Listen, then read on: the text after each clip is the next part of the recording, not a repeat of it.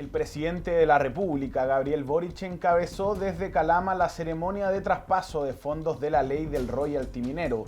Se trata de transferencias de más de 93.000 millones de pesos a 307 comunas de Chile que comenzaron el viernes 12 de abril. El delegado presidencial de la región de la Araucanía destacó una importante tendencia a la baja en hechos de violencia rural en la región. Los ataques incendiarios bajaron un 46% respecto al año 2023. La Seremi de Salud de la región de Valparaíso confirmó el hallazgo del mosquito transmisor del dengue en el terminal de buses de Los Andes. Esto y mucho más en Portavoz Noticias. Asociación Regional de Canales de Televisión de Señal Abierta de Chile, Arcatel, presenta Portavoz Noticias. ¿Cómo están ustedes? Sean muy bienvenidos y bienvenidas a Portavoz Noticias. Acompáñennos a una nueva revisión de toda la actualidad informativa a lo largo del país. Comenzamos el reporte de hoy porque el presidente de la República, Gabriel Boric, junto a varios ministros, llegaron a la ciudad de Calama para presentar la nueva ley de royalty minero en la región. El mandatario remarcó que serán 307 comunas del país que tendrán recursos frescos de uso para poder atender las urgencias y prioridades que ellas mismas definan. Lo vemos en detalle en la nota de Antofagasta Televisión.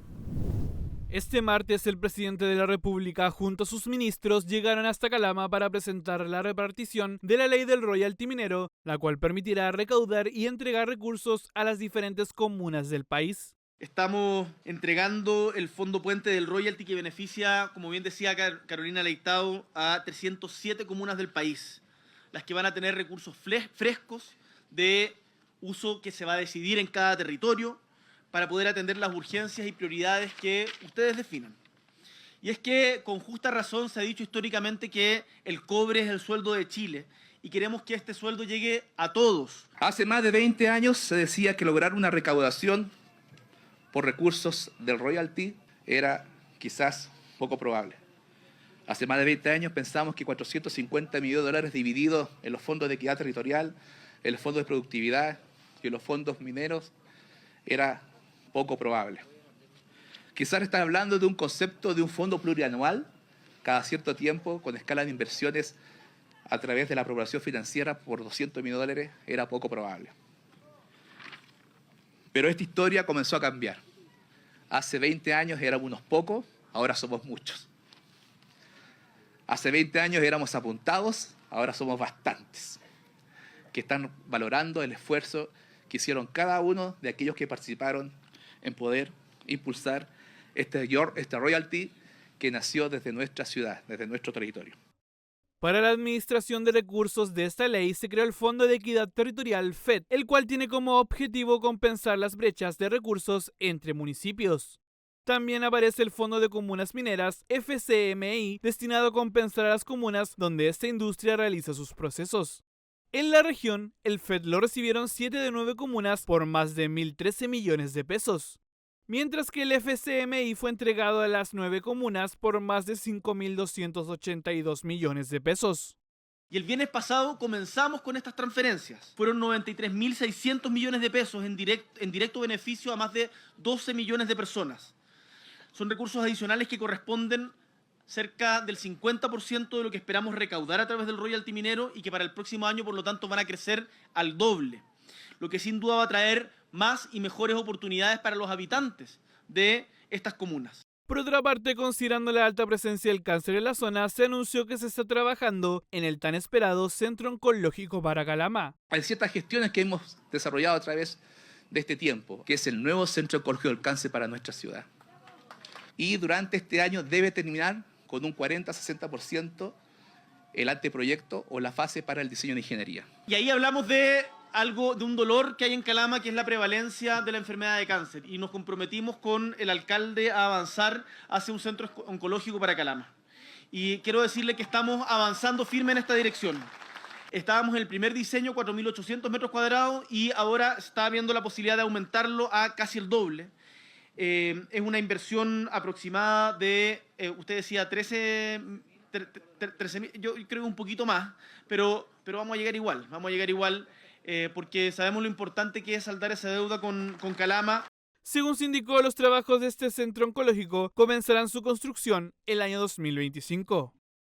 El delegado presidencial de la región de la Araucanía destacó una importante tendencia a la baja en hechos de violencia rural en la región. En particular, destaca la disminución de los ataques incendiarios, que han bajado un 46% respecto al 2023. Los detalles con Universidad Autónoma Televisión. Luego de que el fin de semana llegara a término sin aviso de algún hecho de violencia rural en la Araucanía, se entregan cifras positivas desde el comité de trabajo que conforma el Ejército, la Policía de Investigaciones y Carabineros. Las cifras indican que la violencia rural disminuyó en un 37%, pero la que destaca entre los datos estadísticos es la de los ataques incendiarios. En comparación con el año 2023 han disminuido en un 46%, y si consideramos la cifra más alta que hubo en 2021, la disminución alcanza el 50%. Y hay un trabajo conjunto con una estrategia de capacidades mixtas entre Carabineros y la PDI. Por lo tanto, esa es la base de por qué ha bajado todo estos hechos en la región. Ha habido un esfuerzo muy fuerte de las tres instituciones, lógicamente apoyado por el gobierno regional, en poder bajar estos incidentes. Por otra parte, el aumento de las detenciones fue de un 20%. Aquí se destacó el gran aporte que traerá consigo la inauguración de las nuevas cámaras que se ubican en la Ruta 5 Sur, que desde Coyipulli hasta Freire estarán captando por medio de inteligencia artificial y alta resolución movimientos nocturnos, patentes e incluso los rostros de los conductores que transiten aquella ruta. En materia delictual en sectores residenciales y tráfico de drogas, se hace un llamado. El llamado, porque también muchas veces nos pasa que en la comunidad nos dicen, mire, ¿sabe qué? En este sector hay una casa que se está dedicando a cometer delitos, o más bien hay personas que hacen uso de esa casa muchas veces abandonada para tomárselas y cometer delitos, que por favor hagan la denuncia formal con el objeto de que el sistema pueda ir hacia ese lugar y tomar las medidas. Se aseguró también que se profundizará en una colaboración activa con los municipios, con el objetivo de sacar de circulación a personas con orden de detención vigente, buscando disminuir delitos como el robo. Hacemos un breve alto a las noticias y a la vuelta revisamos el bloque Te Cuida. No se vaya. Desde marzo hasta junio del 2024, abramos la puerta al Censo de Población y Vivienda. Abramos la puerta a conocernos mejor. Para saber cuántos somos. Cómo y dónde vivimos. Abramos la puerta a esta tarea que nos une. Y nos beneficia a todos. Y a todas.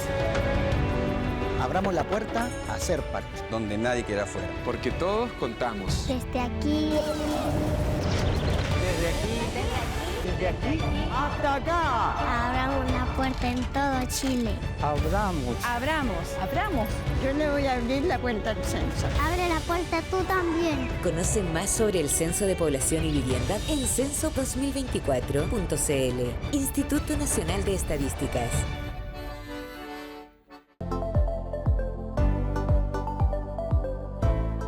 La incidencia de cáncer ha ido en aumento tanto en Chile como en el mundo. Actualmente la enfermedad es la segunda causa de muerte en el país y se espera que para el 2030 sea la primera causa de muerte en la población.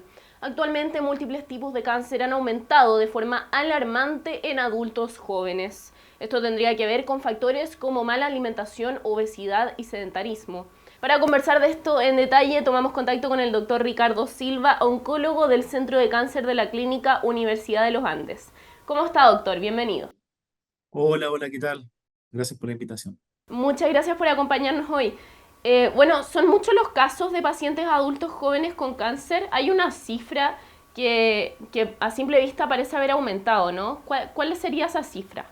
La tasa de casos, en el fondo, por 100.000 habitantes ha ido increciendo, sobre todo en pacientes menores de 65 años. En el fondo, desde el punto de vista práctico, la etiología en el fondo, la mayor cantidad de casos de cáncer históricamente era de edades típicamente sobre los 65 años y sigue siendo así. Lo que pasa es que da una sensación que datos muestran que esta curva de control de cáncer se ha tendido a estabilizar, por ejemplo, el cáncer colorectal a edades superiores a los 65 años por los mejores tratamientos, pero ha ido aumentando en la edad que uno no quiere que aumente tampoco, que es la edad más activa de los seres humanos, que en el fondo es antes de los 65 años. Claro, y doctor, ¿por qué ocurre esto? ¿Cuáles son las razones que pueden explicar este aumento de la incidencia de una enfermedad como el cáncer en adultos jóvenes? ¿Cuáles son las principales causas? La verdad que es una pregunta que yo creo que se hace la mayoría de la audiencia y sobre todo los profesionales que se dedican a cáncer. Eh, yo creo que hay probablemente dos aspectos. Uno es que sin duda que ahora el 2024, después que han pasado probablemente muchos años desde la aparición de muchos métodos diagnósticos avanzados, ¿cierto? Mejores métodos de tamizaje, de screening, hay más acceso en la población y probablemente ese puede ser un factor.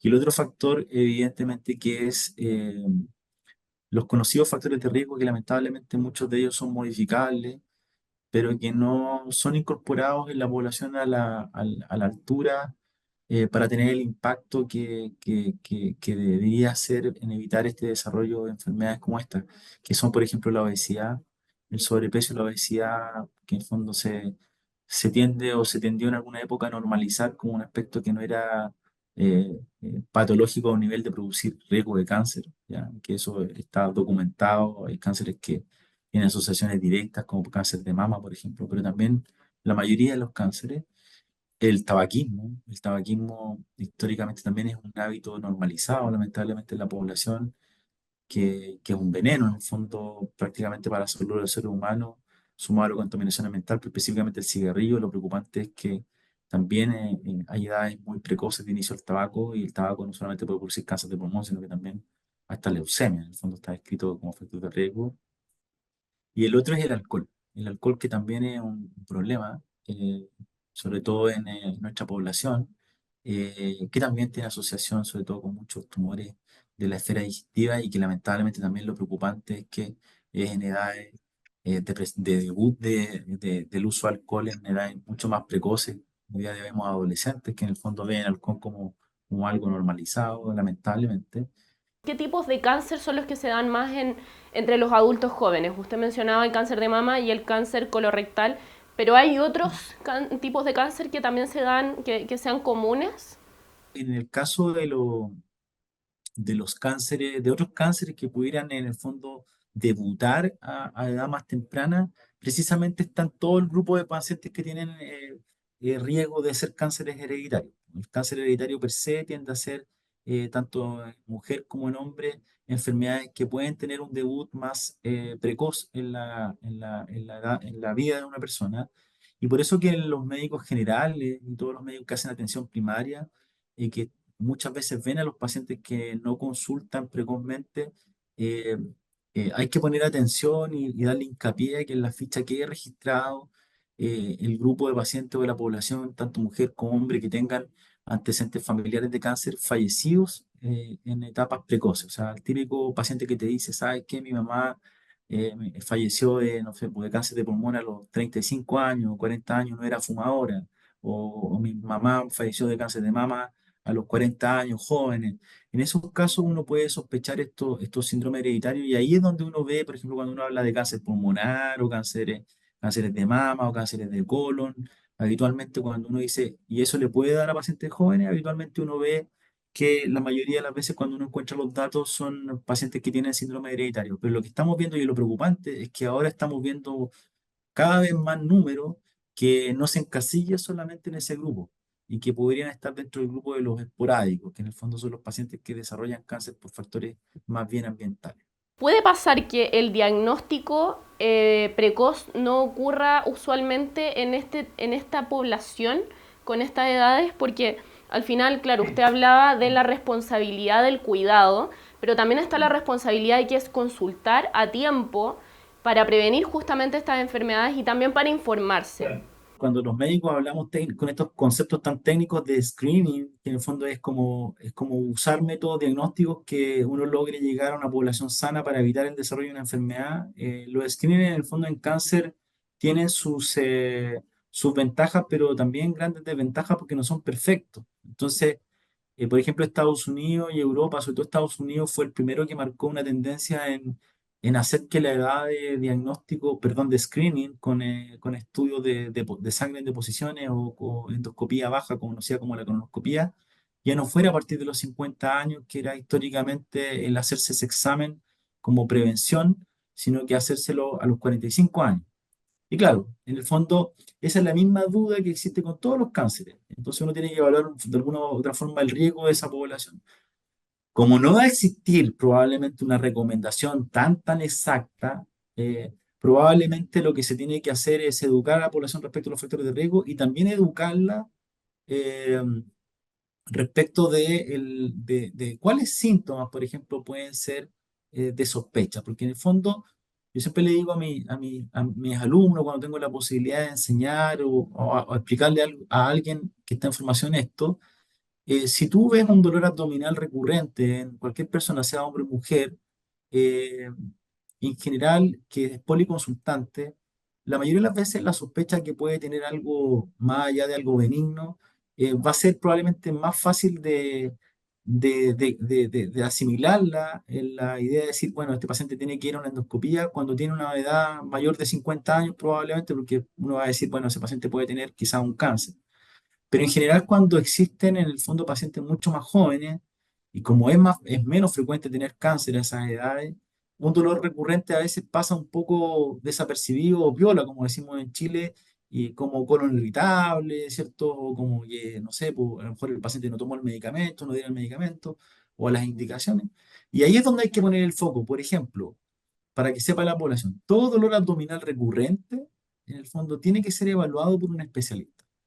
Y cuando uno dice evaluado, no implica que un paciente vaya a la consulta médica y un médico le diga, le duele el estómago, tome una pastilla para que se le pase el dolor, sino que implica un interrogatorio detallado de la historia de ese paciente y un examen físico detallado y un seguimiento detallado. O sea, todo paciente que esté escuchando y que alguna vez consulte por dolor abdominal, la obligación de un médico, sea especialista o no especialista, es siempre decirle que tenga un control después de un seguimiento determinado de ese tratamiento. O sea, si el médico le dice este es un dolor abdominal inespecífico que puede ser un colon irritable, en el fondo, por favor acuda a su consulta control en una semana o en 10 días para saber cómo está.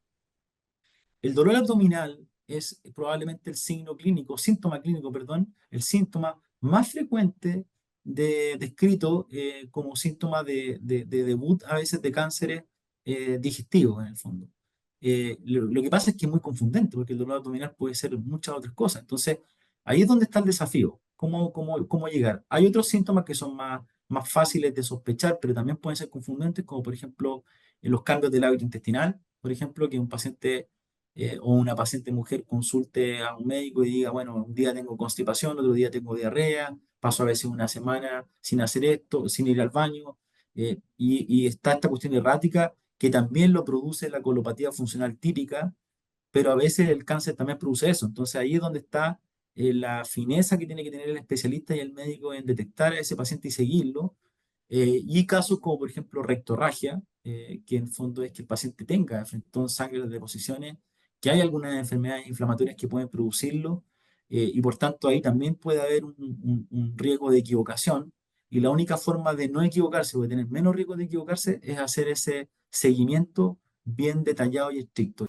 Perfecto. Y doctor, para ir cerrando, con respecto a los tratamientos, ¿cómo han evolucionado estos con respecto a estas cifras? Porque también ocurre que, claro, estamos acostumbrados a ver que el cáncer en la mayoría, si no es la mayoría, me corrige, de los casos se da ya en una etapa adulta, ya cercano a la vejez, pero esta población está en una etapa distinta, muchas veces con hijos pequeños, en una etapa donde están trabajando mucho, también el estrés es alto. Entonces, ¿cómo han evolucionado los tratamientos con respecto a la adaptación a estas etapas que están viviendo estas personas? Lamentablemente, cuando los pacientes tienen el diagnóstico de cáncer, se produce en el fondo un derrumbe familiar porque todos en el fondo le tenemos miedo a tener una enfermedad catastrófica, ¿ya? En general, yo te diría que los tratamientos no solamente han evolucionado, sino que también ha evolucionado la forma en que desde el punto de vista médico, y me refiero multidisciplinario, deben ser manejados estos pacientes. En el fondo, esto es como un símil de cómo se maneja, por ejemplo, un paciente que tiene poliadicción a drogas, por ejemplo, que requiere muchas veces de un psicólogo, psiquiatra, asistente social. En el fondo, yo diría que la evolución de la oncología médica y los tratamientos de los pacientes ha evolucionado principalmente en esos aspectos que me parece súper importante la pregunta y buscar la forma de responderla de la mejor forma, porque nosotros que en la práctica clínica vemos todos los días pacientes de distintas edades, uno se da cuenta, yo por lo menos una opinión muy personal, me doy cuenta que a veces la adaptación de los pacientes que tienen mayor edad es mucho más fácil de canalizarla hacia el tratamiento que uno le va a indicar que un paciente joven, porque el paciente joven en el fondo tiene una expectativa de vida muy larga y en el fondo lo saca de su momento más funcional de su vida, donde está creando probablemente su familia, su vida económica, su seguridad económica, etc. Entonces, es un tremendo desafío para los hospitales y los centros de salud abordar a pacientes jóvenes, sobre todo considerando que muchas veces los tratamientos también los ponen en riesgo de lo que tiene que ver con fertilidad, ya no solamente en los tumores ginecológicos como mama o de mujeres, sino que también para el hombre también es importante. Entonces, ese es un aspecto. Y el otro aspecto es que, claro, da la sensación, y es así, de que técnicamente en cuanto a fármacos y técnicas quirúrgicas se ha avanzado. Hay mucho más entrenamiento en Chile. Hay un equipo, o sea, una escuela de cirugía en general que ha tenido una explosión de desarrollo, porque muchos profesionales médicos chilenos precozmente salen a formarse afuera en cirugía oncológica y en oncología médica también. Hay los últimos 20, 30 años una curva de aprendizaje importante. Yo creo que la escuela chilena es una escuela que en el fondo tiene buena formación de profesionales. El punto es que lamentablemente para los países en vías de desarrollo, toda la evolución en lo que respecta, por ejemplo, a fármacos mucho más precisos o como, por ejemplo, los tratamientos inmunomoduladores conocidos como la inmunoterapia o tratamientos en el fondo más dirigidos a mutaciones, son un poco las cosas que vienen en la vanguardia y que en el fondo el desafío va a ser cómo logramos que tratamientos que son más efectivos muchas veces y que no solamente efectivos en cuanto a tratar el cáncer, sino que también a que tienen un mejor perfilamiento de eventos adversos, son mucho mejor tolerados, pero que lamentablemente son caros y de mucho tiempo de duración en la exposición. ¿Cómo vamos a lograr que nuestra población tenga el alcance a ello? Por lo tanto, creo que al final es un equilibrio. O sea, si no tomamos carta en el asunto, esto lo saben, o sea, lo han dicho muchos oncólogos médicos en Chile y la ley del cáncer intenta, a través del esfuerzo nacional, ir a ese punto. Está claro que si nos ocupamos solamente de ver cómo pagamos el costo de los medicamentos y no educamos a nuestra población no toma carta en el asunto respecto de que es preocupante la obesidad infantil, es preocupante el alcoholismo en la adolescencia y el tabaquismo en la adolescencia, en el fondo vamos a estar parchando un problema de salud pública mucho mayor. Entonces, esto tiene que ser, en el fondo, un trabajo al mismo nivel de la atención primaria, que tiene que tener obligaciones, y de la atención de alta complejidad en los hospitales, que solucionan los problemas complejos. Bueno, doctor Ricardo Silva, muchas gracias por acompañarnos y conversar de este tema tan importante y también por recordar la importancia de los tratamientos y también del cuidado de la salud. Muchas gracias por acompañarnos, que le vaya muy bien. Un gusto, un abrazo a todos. Chao.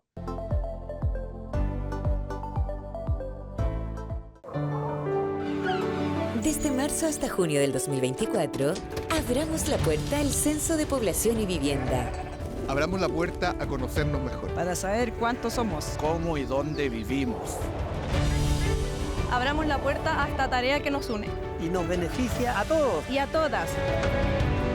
Abramos la puerta a ser parte. Donde nadie queda fuera. Porque todos contamos. Desde aquí. Desde aquí hasta acá. Abramos la puerta en todo Chile. Abramos. Yo le voy a abrir la puerta al censo. Abre la puerta tú también. Conoce más sobre el Censo de Población y Vivienda en censo2024.cl. Instituto Nacional de Estadísticas.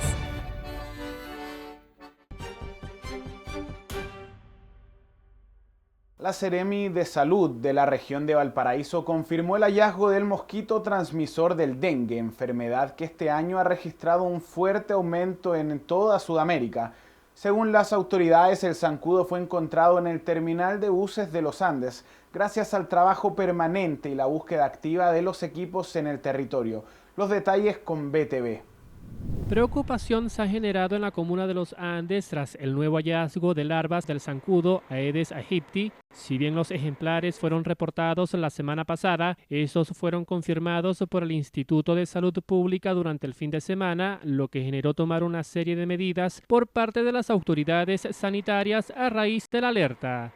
Para poder hacer la vigilancia en la vivienda. Lamentablemente hay que ingresar a la vivienda, vigilar todos los espacios al interior del hogar y para ello van a estar nuestros funcionarios que ya desde el mismo día sábado han estado trabajando sin parar para poder detectar la situación que pasa en cada uno de los locales comerciales. En cuanto a su captura, esta se produjo por medio de un recipiente trampa instalado en la terminal de buses Ahumada, por lo que se desconocen si fue importado o trasladado desde el sector El Sauce, donde se originó el primer foco en abril del 2023. Nos vamos a poner a disposición para que así como se acaba de hacer hace algunos meses en el sector del Sauce, cuando se detectó también en estas ovitrampas la presencia de este vector, se fumigaron muchísimas casas con la ayuda obviamente bajo el liderazgo de la Seremi de Salud, pero también del Ejército. Estas son fumigaciones masivas que se podrían nuevamente hacer en el sector de los Andes. Las fumigaciones ya comienzan el día de hoy y siempre en la noche, tal cual se ha dicho, para no afectar el normal funcionamiento, sobre todo los establecimientos educacionales de este sector, y también se va a estar notificando y trabajando conjuntamente con los vecinos y vecinas de este sector, ya que sabemos que es un sector urbano que tiene muchos domicilios particulares. Ante las incertidumbres de posibles casos de dengue que se han generado en el valle, la autoridad de la Seremi de Salud en Aconcagua confirmó la existencia de 7 casos, todos fuera de peligro e importados desde el exterior. 2 de estos corresponden a un argentino y otro brasileño, mientras que los otros 5 se tratarían de chilenos o contagiados en el extranjero. En ambos casos, ninguno representa un riesgo para la sociedad, ya que la enfermedad del dengue solo puede ser transmitida por la picadura del zancudo Aedes aegypti, cifra que a nivel nacional alcanza a 179 casos. A estos pacientes la patología indica situaciones de una suerte de gripe fuerte con un dolor retroocular, dolor de los ojos, ¿no es cierto?, que es muy intenso y que son los elementos de sospecha que lo está realizando de manera muy digamos, profesional los personales de salud, médicos, enfermeras que están a cargo de esta situación. Esto obedece al trabajo permanente y búsqueda activa de nuestros equipos de la Seremi de Salud en el territorio. Informar además que esta semana iniciamos la fumigación del terminal, además de fortalecer a través del trabajo mancomunado con los centros de salud familiar y el servicio de salud, fortalecer la vigilancia epidemiológica y la búsqueda de casos y pacientes febriles que puedan tener sintomatología. Es importante recordar las medidas preventivas que se deben tomar para prevenir nuevos focos de Aedes aegypti en nuestra zona. Lo importante es no acumular agua y si va a almacenar agua, hágalo solo en recipientes cerrados y ojalá refrigerada. También el recambio permanente del agua de bebederos, de floreros y cualquier agua que esté acumulada en cualquier sector de su vivienda. En cuanto a las medidas que se tomarán en la comuna de los Andes, una de ellas es fumigar en un radio de 400 metros a la redonda en horario nocturno, por lo que los establecimientos educacionales que estén dentro de ese perímetro funcionarán con total normalidad. Y con más de 18 meses de retraso en su construcción, el nuevo hospital de Lonquimay recibió la autorización de la Seremi de Salud de la Araucanía y comenzará su puesta en marcha, beneficiando así a los 11.000 habitantes de la comuna. Lo vemos en la nota de Universidad Autónoma Televisión.